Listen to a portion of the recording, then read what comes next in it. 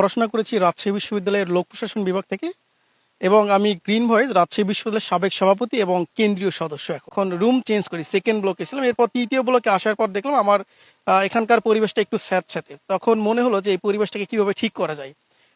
তখন থেকেই এখন থেকে প্রায় ৩ বছর আগে আমি তো আশেপাশের যখন যারা তখন এইটা আমাকে সবাই প্রশংসা করে, বিভিন্ন জন বিভিন্ন নামে ডাকে। কেউ একজন গাছপ্রেমী, কেউ যে বলে যে হচ্ছে এখানকার বৃক্ষ বালক। এগুলা বিভিন্ন জন যখন বলে তখন একটা আলাদা একটা অনুপ্রেরণা কাজ করে। তখন সেই জায়গা থেকে আমার একটা আলাদা উদ্যম চলে আসে এবং আমি চেষ্টা করি যে সেটাকে ধরে রাখার জন্য এবং আমার পাশের যে পরিবেশ এবং আমার পুরো ব্লকটাকে যেন আমি হচ্ছে গাছের আঙায় তুলতে পারি, এই জন্য আমি হচ্ছে গাছ লাগানো শুরু করি। আমি অর্গানাইজেশনে আছি, আমি গ্রিন ভয়েজের সাবেক সভাপতি, এটা বলেছি অবগত। তো আমি ক্যাম্পাসে এটাতে যুক্ত হওয়ার আগে থেকেই আমি গাছ লাগানো শুরু করেছিলাম।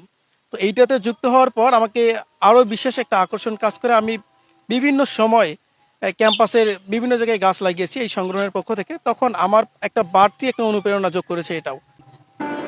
ক্যাম্পাসে থাকাকালীন অবস্থায় আমি দেখেছি যে কিছুদিন পর পরেই নিউজ হয় কেউ আত্মহত্যা করেছে। অনেক সময় অনেক মানসিক সমস্যায় অনেকেই ভোগে। তো সেই দিকটা বিবেচনা করে আমার মনে হয় যে ক্যাম্পাসে যারা অবস্থান করে অথবা মেসে, তাদের উচিত প্রত্যেকের এই বিষয়ে সচেতন হওয়া। তারা যদি নিজের মানসিক স্বাস্থ্য ঠিক রাখতে চায়, সেক্ষেত্রে তাদের এই ছোট ছোট গাছগুলোর প্রতি উদ্যমী হওয়া। অর্থাৎ যখন আপনি দেখবেন আপনার বারান্দার সামনে একটা দুইটা গাছ লাগাবেন এবং সেই গাছটা থেকে যখন একটা ফুল ফুটে উঠবে, তখন আপনাকে সেটা সকালবেলা উঠে যখন দেখবেন তখন আলাদা একটা প্রশান্তি কাজ করবে।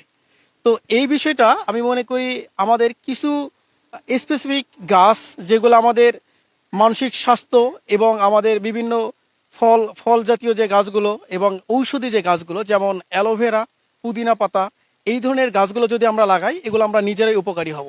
তো আমি এই জায়গা থেকে সবার প্রতি আহ্বান থাকবে, আমরা আমাদের আশেপাশের পরিবেশকে ঠিক রাখার জন্য এবং আমাদের এই মানসিক স্বাস্থ্য এবং স্বাস্থ্যগত দিক বিবেচনা করে সবাই এই দিকটাতে একটু সচেতন হলে আমরা মনে করি আমাদের ক্যাম্পাসটা আরও ভালো হবে।